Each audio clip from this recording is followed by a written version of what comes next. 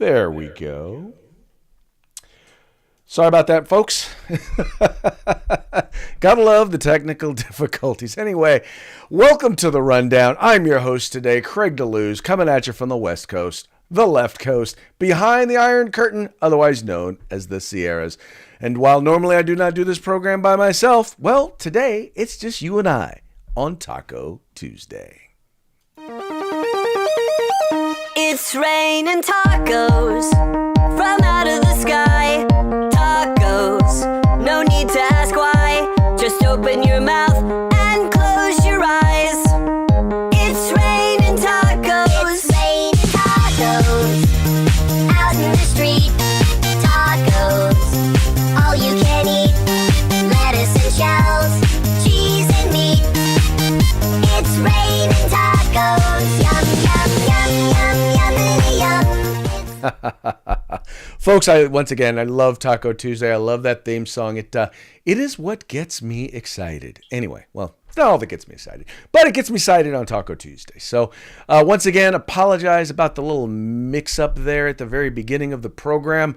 Unfortunately, I was getting things together at the very last second. So had to, by the way, soon to be a grandfather for the third time, so I'm really excited about that. So been kind of handling stuff around that, and once again made it back here to the host's chair in enough time to be able to share that joy with you. But there's also a lot of really good news going on, and first I was just going to not do the program today, but then I was like, you know what? There's too much to talk about for us not to get together. So once again, here I am. But before we get going, once again, let's do the usual. Got to give that shot.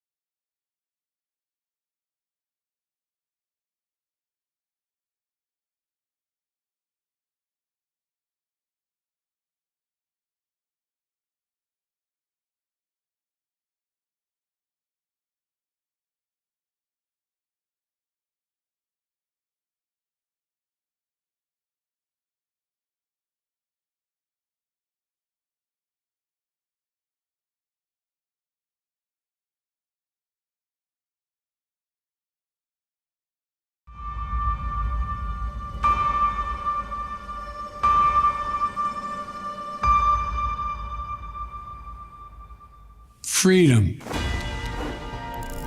personal freedom, is fundamental to who we are as Americans. There's nothing more important, nothing more sacred. That's been the work of my first term, to fight for our democracy, This shouldn't be a red or blue issue. to protect our rights, to make sure that everyone in this country is treated equally and that everyone is given a fair shot at making it.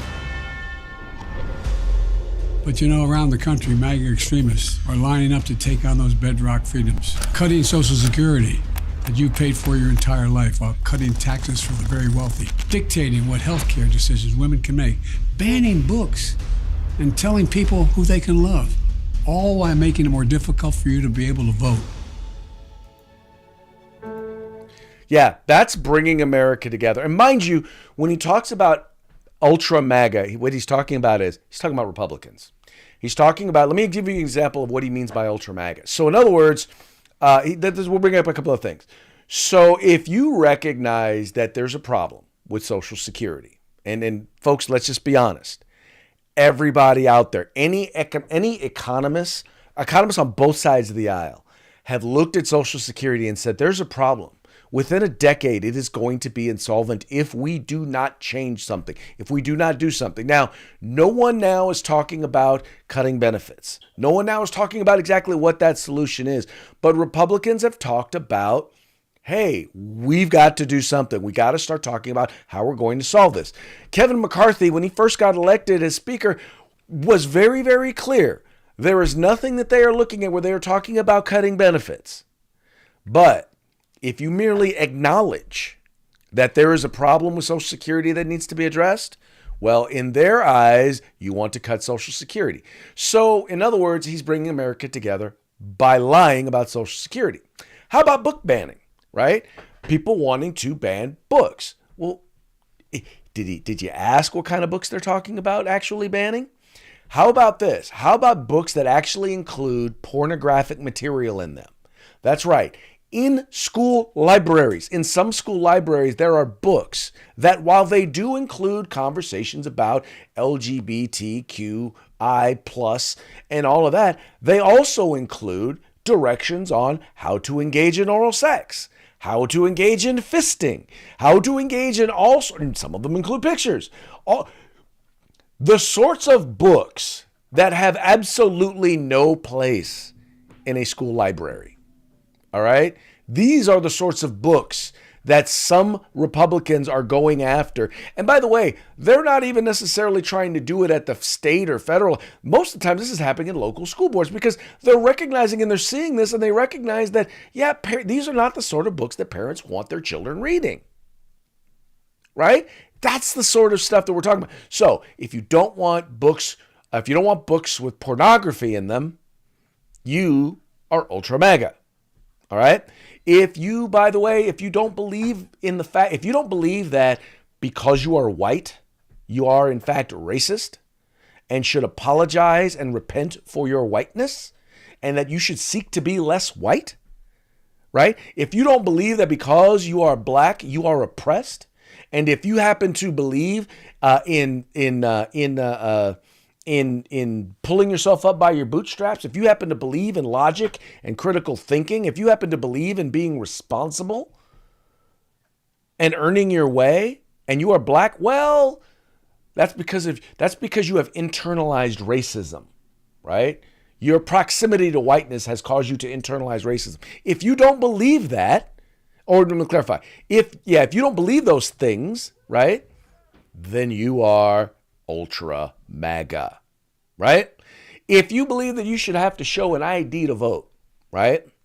If you believe that black people are actually smart enough to get a driver's license, that they actually know how to get a driver's license, if you happen to believe that, guess what? You're ultra MAGA. That's who he's talking about. That is exactly who President Biden is talking about. It's funny. I was talking with a friend the other day, and I don't even think we need to use the term conservative anymore because it's not conservative. It's just common sense, right? Common sense says that there are not 7,200 or however many genders they say there are, right? Common sense tells us this, right? Common sense tells us that if you tell criminals that that there are going to be no consequences for their actions, that if they commit a crime, they will not be arrested. And even if they are arrested, they're going to be released with no bail and no consequences. That there's a percentage of people, maybe not the majority, but a significant percentage of people who are going to turn around and commit more crime. And in many cases, commit worse crimes. Right? That's common sense. Common sense says, why are we banning guns that are not used in crimes, right? We've talked about this. The rifles as a whole are used in less than 3% of all gun crimes. And AR-15, or the assault weapon, or the semi-automatic centerfire rifle with detachable magazines, are used in a smaller percentage of those. If you happen to believe that, that's, by the way, folks, that's just common sense. But here's what I've learned. I've learned that common sense is not that common. In fact, I forgot who coined the phrase, but I have stolen it and I use it now. It is not common sense. Ladies and gentlemen, it is common nonsense. The things that you are hearing out of people's mouth is common nonsense. The fact that there is an epidemic of school shootings. Do you know how few school shootings there actually are? How many shootings, let me put this, in the entire context of how many shootings there are, very, very few actually occur on school campuses. But they would have you believe that there is an epidemic. They would have you believe that there's an epidemic of law enforcement killing young black men. When in fact, you are at least several hundred times, I don't have the number right in front of me, but at least several hundred times, if not 1,000 times more likely as a young black male to be killed, shot by another young black male. But the common nonsense is, well, cops are the problem. The idea that guns are the problem instead of the criminals, the people who the people who go and shoot people, yeah, they're not the problem. It's the fact that they were able to get access to a gun. They are the problem. Ladies and gentlemen, the Democratic Party is so focused on dividing us. They have gone so far out of whack that they lack any sort of common sense. It is common nonsense. And I think if we can have an opportunity to have conversations with average Americans, even average Democrats, they'd say, yeah, you're right. But the mainstream media likely will not allow that to happen because they're not interested in having a real conversation because they're all on the left. They're all bought, paid for, sold out to the left. That's just, I hate to say it, that's just kind of how they are.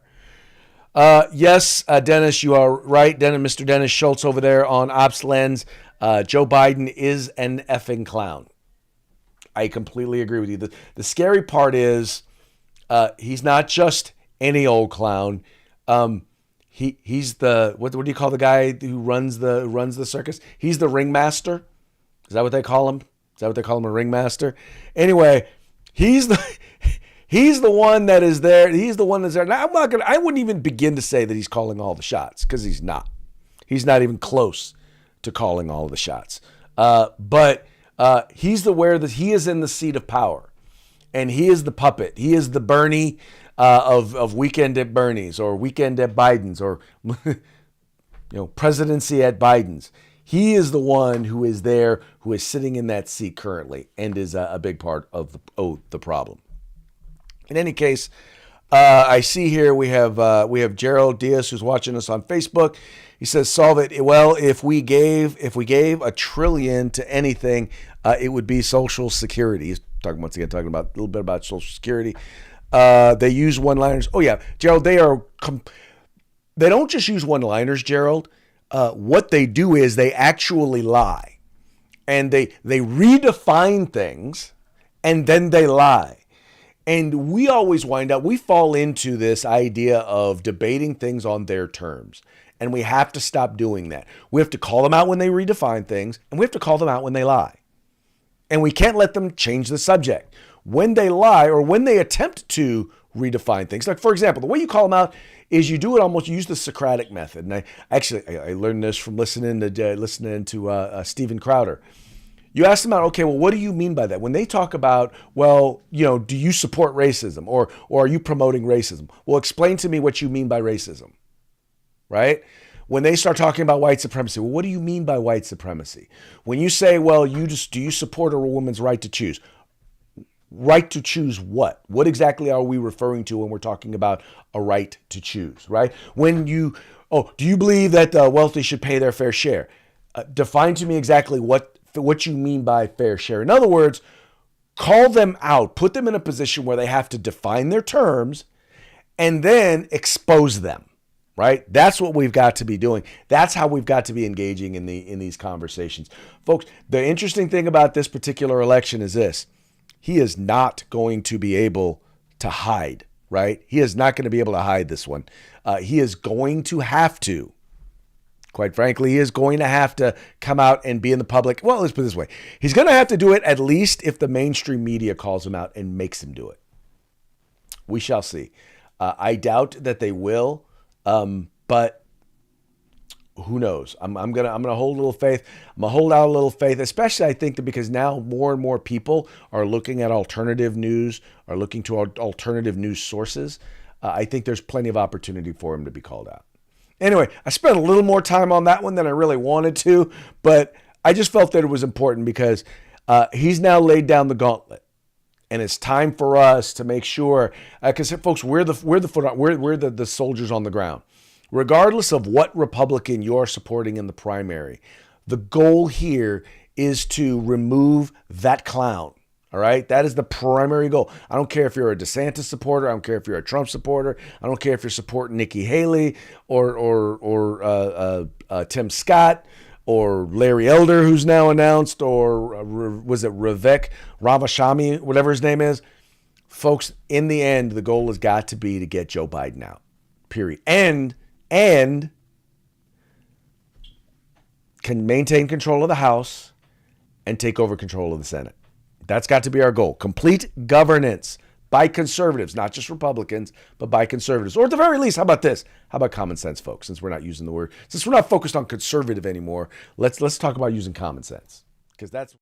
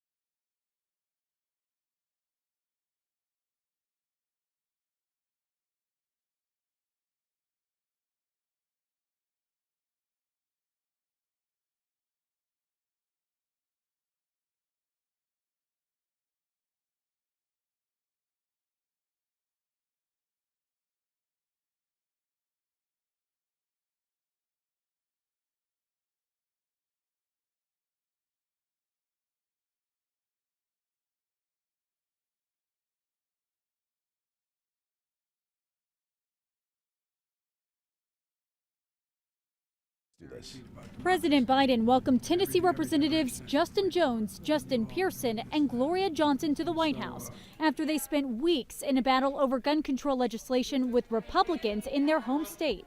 You're standing up for our communities, safe communities, and democratic values. The Democratic lawmakers led protests for stricter gun laws at the state capitol following the shooting at a Nashville Christian school that killed 6 people, including 3 children. Expelled. The Republican supermajority in the Tennessee House looked to expel them for disrupting proceedings. Mutiny on the House floor. Johnson survived by a single vote. Pearson and Jones both were expelled. We called for you all to ban assault weapons, and you respond with an assault on democracy. Days later, local officials reinstated both representatives on an interim basis as they continue their advocacy, even bringing an infant-sized casket to the Tennessee Capitol last week. All right, folks, I owe you an apology. I just realized that leading into that, I didn't have any audio. So President Biden sat down and he met with the Tennessee, they call them the Tennessee Three. Those are the 3 legislators who were protesting. They were protesting on the floor of the Tennessee legislature. You hear in the media that they were, what's the word I'm looking for? That they were protesting against gun control. Well, yeah, they were protesting against gun control, but that was not why they were removed. They were removed because they impeded or attempted an insurrection in the lower house of the Tennessee legislature and were being held accountable. I mean, that was under the rules. That was one of the potential problems there. And they refused to acknowledge that they had done anything wrong. Well, the only way in which you can stand up and fight is, the only way you come against that is by doing exactly what they did.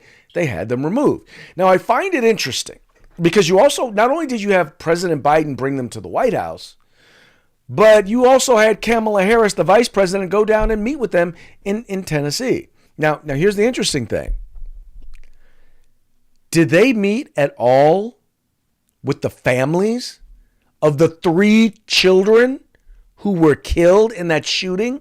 You know the shooting, right? The one that supposedly they were there protesting. The one where you had a trans man went and shot up a church school, a Christian school, and 3 Christian children were killed. You know that hate crime? Yeah, they have yet to talk to the families of those children. They have yet to meet or talk with any of them. They've yet to address the hate crime that took place. Nope, not going to talk about that. Those are not the Tennessee 3 that the president will be acknowledging. Because, well, now, if that had been, I want you to take a step back now. What if that had been some sort of a Christian extremist who went to a LGBTQI plus friendly church and or community center and shot and killed 3 LGBTQI people? What if that had happened? I'm not saying it did, but what if that had happened? You could not have he could not have gotten down there fast enough to be able to do something, to be able to say something, to be able to grandstand. But he hasn't bothered to even meet with or talk to the families. He hasn't stopped to look and see what's going on with them. What are they concerned about?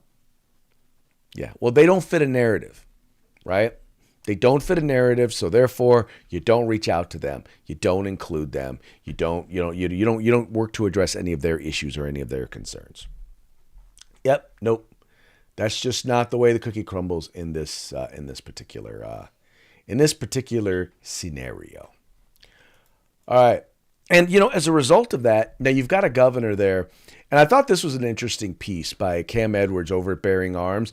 And he's talking about the Tennessee governor who now is pushing, he claims he's going to call a special session because he wants to push red flag laws.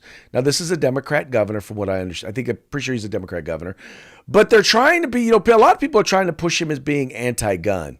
And I think what Cam Edwards is pointing out here in his piece is that the problem is that he's fallen into a trap that I think a lot of pro-gun governors have fallen into, and that is the trap of red flag laws and what exactly red flag laws do.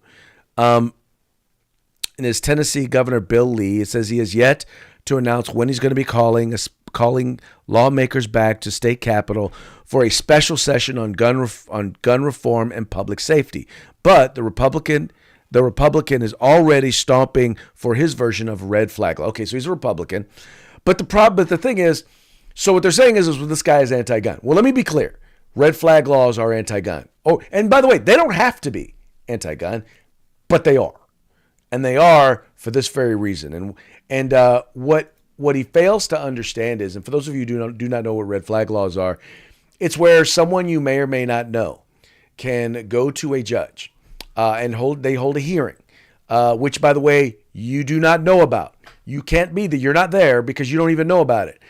They claim that you are a threat to yourself or to others, danger to yourself or others, and then the judge has your right to keep and bear arms removed.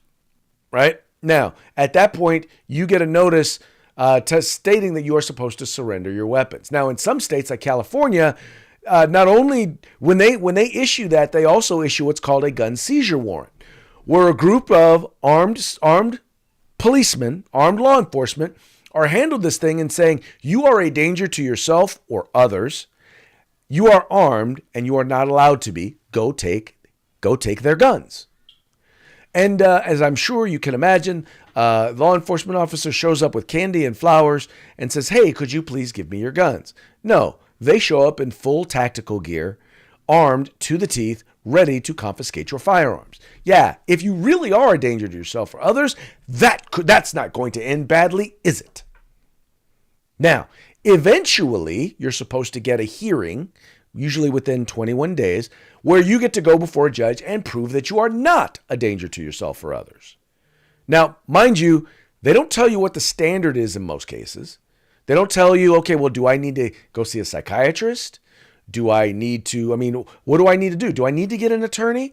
Now, mind you, this is not a criminal situation, so you're not guaranteed the right to counsel. This is a civil case. It's not criminal, so you're not guaranteed representation. So you don't really even know your rights, or at least if you do, you have to pay an attorney, right? So you have to pay an attorney if you really want to know and understand your rights and have representation. And even when you go to the court and you deem that you are not a danger to yourself or others, you may not get your guns back. In fact, in California, we took a look at cases. The Firearms Policy Coalition took a look at the number of cases and realized that 80% of the time, when an individual went to court and was deemed that they were not a danger to themselves or others, meaning they should not have had their firearms taken away, 80% of the time they didn't get their guns back. 80% of the time. Because some law enforcement, anti-gun police chiefs would do this. They would say, or some anti-gun sheriffs, but mostly police chiefs would say, well, you have to prove that this is your gun. Yeah, you took it out of my gun safe. You took it from me. You give me a receipt. See, look, here's the receipt you gave me when you took my gun. It's my gun. Well, it should be registered. In California, it's funny because we've only been recording, which, by the way, it's actually a gun registry. You're not supposed to have a gun registry, but we do. I won't get into that in California. Anyway, but we've only been doing that for long guns since, I don't know, early 2010s, right? We've been doing it only since the early 90s. So what happens if you move into the state of California and you own firearms? You haven't purchased a firearm in the state of California. You didn't purchase it in the state of California. How do you prove that you own it? What if you inherited it? How do you prove that you own it? I mean, there's all sorts of stuff. Anyway, the problem is, and here's the other thing. In places like California where we do have red flag laws and we've made it as easy as possible for just about anyone to go to a court and take your guns away, we still have mass shootings. We still have people committing suicide. It hasn't made a difference. It hasn't. But it sounds good. Now, the problem with it is this. It doesn't just violate your right to keep and bear arms. It violates your right to due process because you are guilty until proven innocent. You remember, you didn't get a chance. You also, by the way, generally don't get a chance to face your accuser. So you don't get a chance to face your accuser. You're guilty until proven innocent. So in other words, that flips the whole thing on its side. Unreasonable search and seizure. Remember, they can search your home and your business. That's what that gun seizure warrant lets them do. They can search your home and your business wherever they think you might have a gun, and you've committed no crime. As well as they've confiscated your private property. Oh, yeah, and then there's the whole Second Amendment thing. So, yeah, I think that in an effort to be reasonable, and this is the problem. I think this is the problem when we start talking about, when we start talking about compromise, is that for those of us who believe in the fundamental right to keep and bear arms, whenever someone comes to us with compromise, it's always, okay, we're going to infringe on your right to keep and bear arms. Now let's just talk about how bad of an infringement we're going to do. How much of your rights are we going to require you to give up? That's the compromise that they talk about when they talk about stuff like this. And it's never right. It's never fair. All they ever do is take. It's kind of like saying this. It's like, okay, tell you what. I'm going to cut off your fingers. All right? Now let's compromise how many fingers we're going to cut off. You'd like us to cut off none. I'd like to cut off 5. Tell you what, how about 2? We'll cut off 2 of your fingers, right? We'll even let you pick which 2 fingers we're going to cut off. How's that for a compromise? Is that really a compromise? A lose-lose situation, and all we're debating is how much of our rights we lose. That's not compromise. An example of compromise, and I'm not saying that this is the deal that I would accept, but an idea of compromise is, okay, tell you what, we will give you a universal background check that does not include any sort of registry, and we get national concealed carry reciprocity. Meaning if I have a concealed carry permit in my state, I can carry in every other state. Every other state recognizes every other state's concealed carry permit. Now that's an example of a compromise, right? Give a little, get a little. But we don't even get we don't even get that sort of recognition. That sort of minimal compensation when it comes to compromise. Okay, here we have a comment. Let me see if I can pull this one up. I gotta turn that off right. Can I do it? No, not that. No, not that one. Oh, there it is up there. Bam.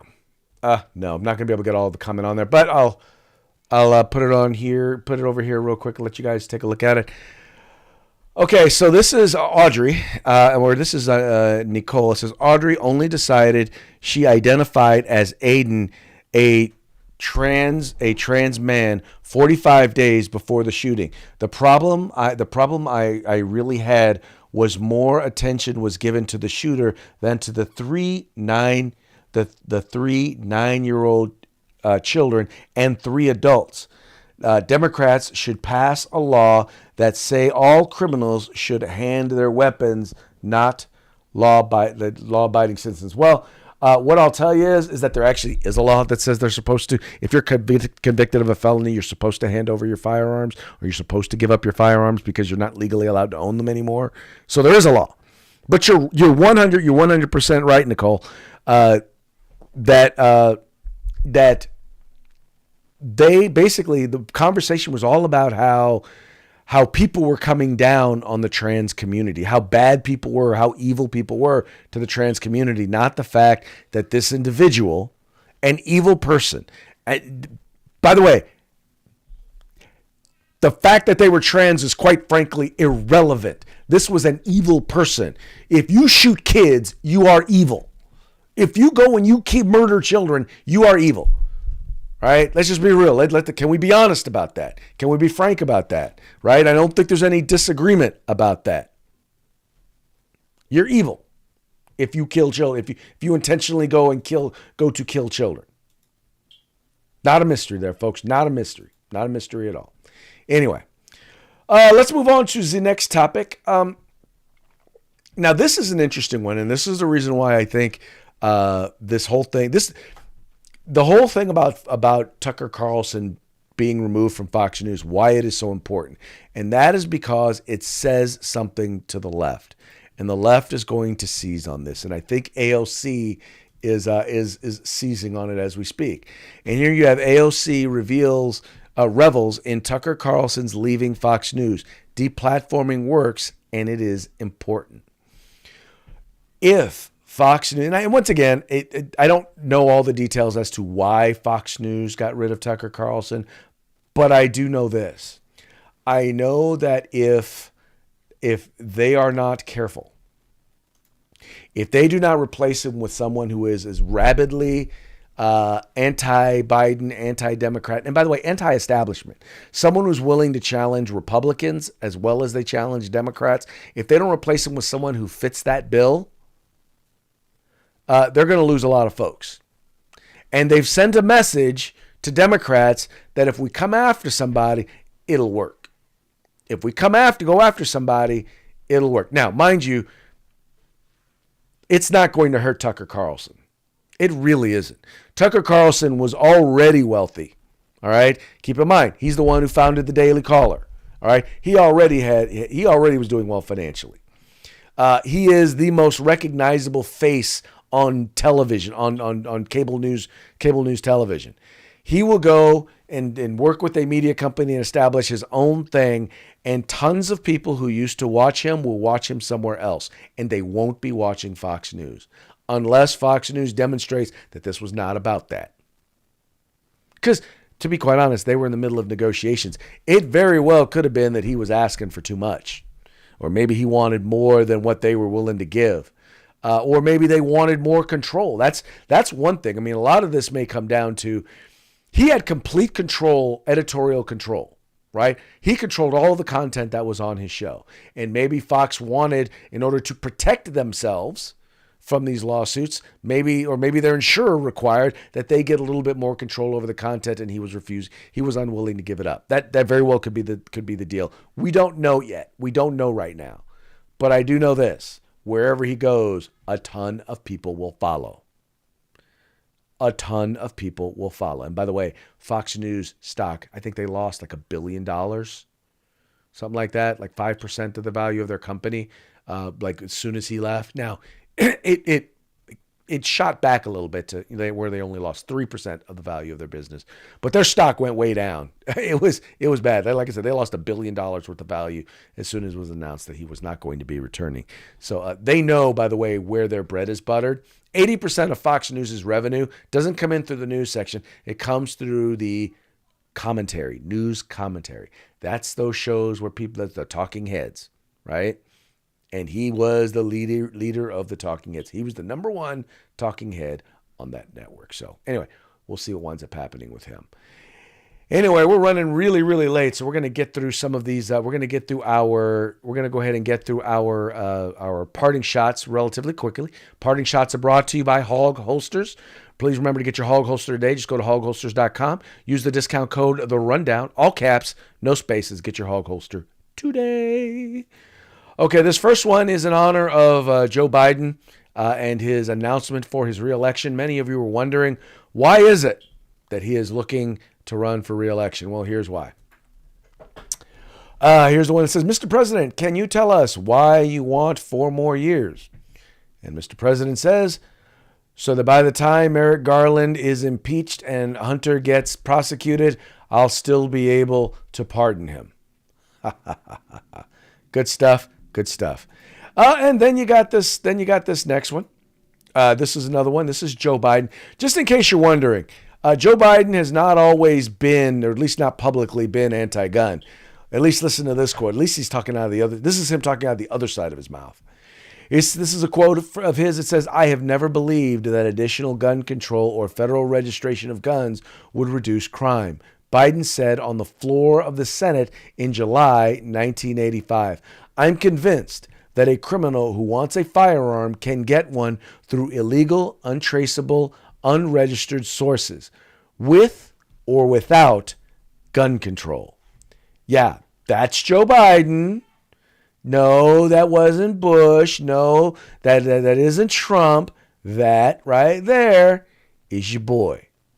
You know who I'm talking about. It's your boy Joe Biden. And then finally, you've got several instances of Don Lemon being all choked up and crying. And here it says, your reaction when Tucker gets the spotlight on the same day you get fired. That's right. Remember, Don Lemon got fired too, but no one cared because no one was watching his show.